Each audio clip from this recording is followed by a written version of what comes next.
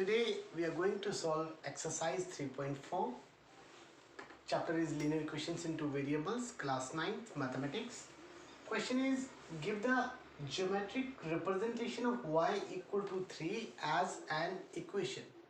Y equal to 3 as an equation. This can be considered to be an equation. We can write it as y minus 3 equal to 0, 0x plus y equal to 3. किसी भी तरीके से y equal to 3. This one is an equation. हमें इस equation को geometrically represent करना है. First part is in one variable and second part is in two variables. Firstly we will represent the same equation in one variable. When we are talking about one variable, it means we have no other variable. आपने पिछली exercise में देखा, पिछले videos में देखा, whenever we represent an equation in two variables, we always draw two axes, x-axis, y-axis, या फिर मैं ऐसा कहूँ horizontal axis and vertical axis. That is representation in two dimensions. जब हम two dimensions में two variables को represent कर रहे हैं, here we have to represent y equal to 3 as an equation in one variable only. When we have to represent in one variable only, then we have no need to draw two axes. हम दो axes draw नहीं करेंगे, हम एक ही axis draw करेंगे. जब एक axis draw करेंगे, then no need to draw vertical axis. हमने horizontally इस axis को draw किया, this one, just like a number line. Suppose this one is 0, this one is 1, 2, 3, 4, so on, and minus 1, minus 2, minus 3. Generally we consider this axis as x-axis, but here we have only one axis, so आप इसी axis को x बोले, y बोले, z बोले, it makes no difference. Now we will represent y equal to 3.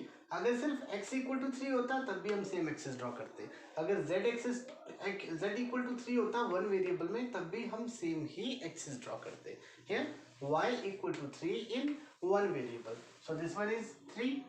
इसी को मैं बोलूँगा y equal to 3.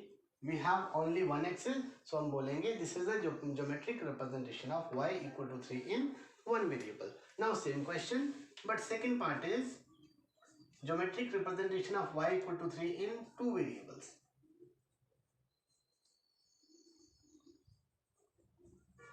When we are going to represent in two variables, for two variables we will draw both the axes. हम x axis भी draw करेंगे, हम y axis भी draw करेंगे. This one is x-axis, this one is y-axis. X-axis and y-axis, origin. Let it be 1, 2, 3, 1, 2 and 3. Then 1, 2, 3, 4, 5. Suppose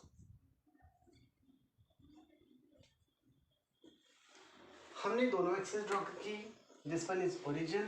now y equal to 3, that is we have a constant value of y.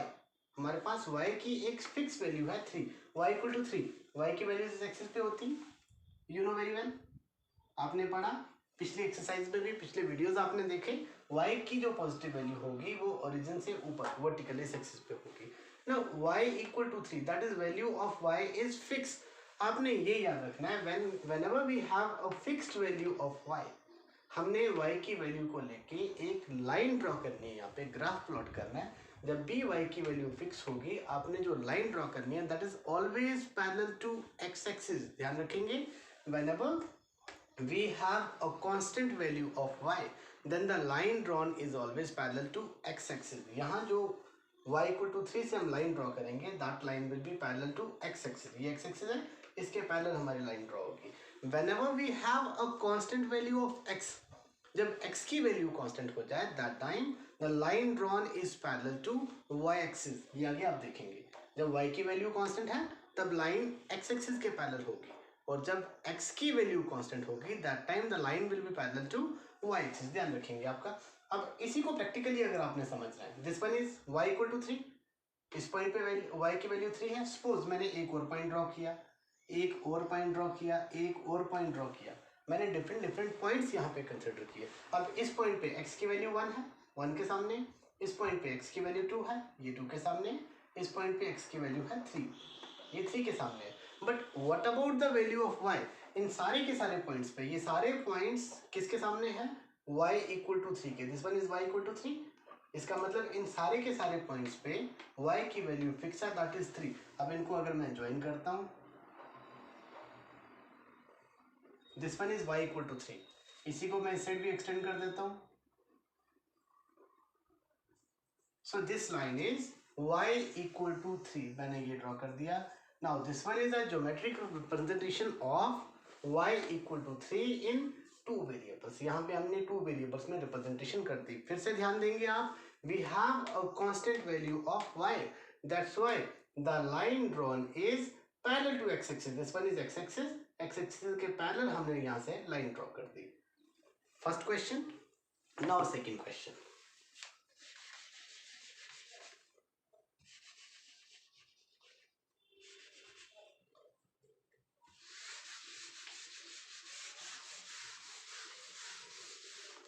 Second question is, give the geometric representation of 2x plus 9 equal to 0 in one variable।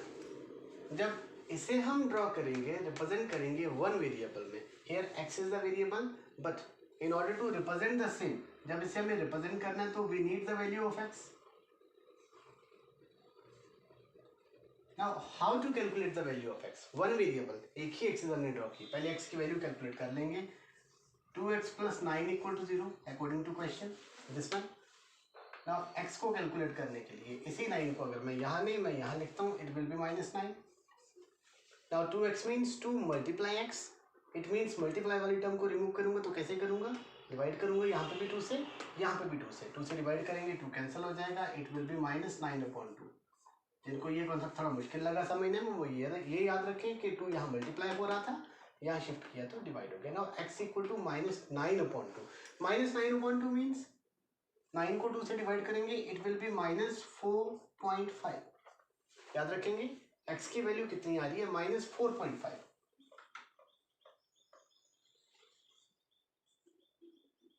-4 -5।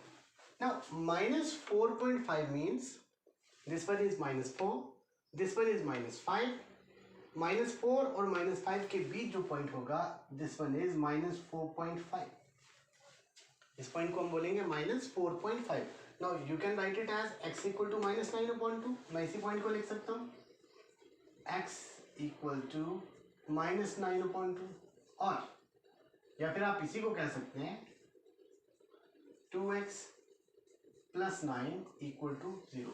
This one is geometric representation of 2x plus 9 equal to 0 in one variable when we have only one axis। जब एक ही axis draw की, so this is representation in one variable। Now same is to be represented in two variables। We will draw x-axis and y-axis।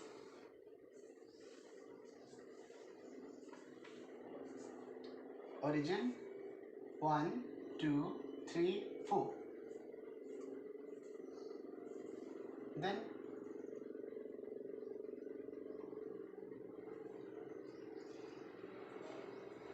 1 2 3 and 4, -1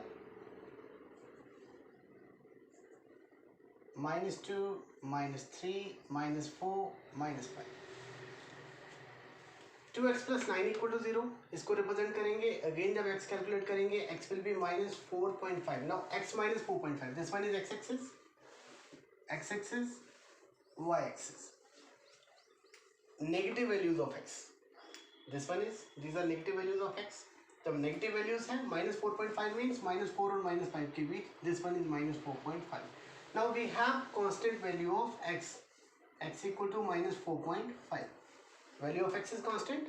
अभी हमने discuss किया, when value of x is constant then line drawn is parallel to y axis. Repeat कर रहा हूँ, when value of y is constant line drawn is parallel to x axis, but when value of x is constant line drawn is parallel to y axis।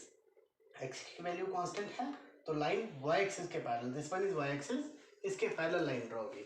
कैसे? This one is -4.5 x की value. Now यहाँ y + 1 है but मैंने यहाँ एक point ले लिया बिल्कुल इसके सामने, one more point, this one, एक यहाँ ले लिया।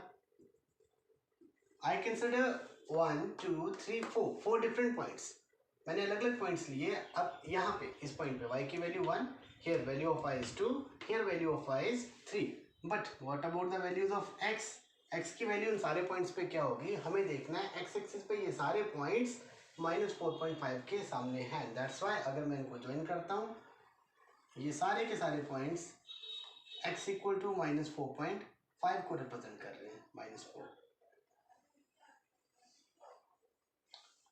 दिस वन, अब ये लाइन कौन सी है? इसको आप लिखेंगे x = -4.5 लिख सकते हैं, x = -9/2 लिख सकते हैं।